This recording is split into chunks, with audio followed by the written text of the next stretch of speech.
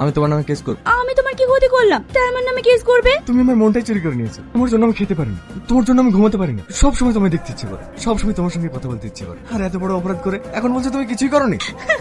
বাহ, দারুণ তো। কজনকে এভাবে ফাঁসিয়েছো? আমি কাউকে ফাঁসাতে চাইনি। তুমি যতই চেষ্টা করো না কেন, তুমি আমাকে ইমপ্রেস করতে পারবে না। তাই নাকি? যদি পারি। পারবে না। আচ্ছা ঠিক আছে, তুমি আমাকে 7 দিন সময় দাও। এই 7 দিনের ভিতরে যদি তুমি আমার ভালোবাসা জালে না ফেসেছো, তখন তুমি যা বলবে আমি তাই করব। বাবা, নিজের প্রতি এত কনফিডেন্ট। হ্যাঁ। ঠিক আছে, আমি তোমাকে 7 দিন সময় দিলাম।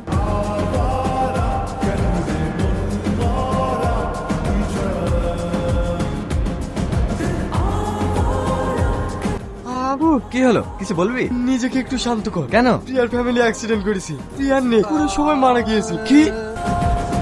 তাই বন্ধুদের কথায় ও এখানে ভালো থাকবে বলে আমি দায়িত্ব করে নিয়ে এসেছি। এখন যদি তোরাও এইভাবে জ্বালাস তাহলে ও কিভাবে থাকবে? সরি ভাই, আমরা এসব কিছুই জানতাম না, আমরা একটু মজা করছিলাম।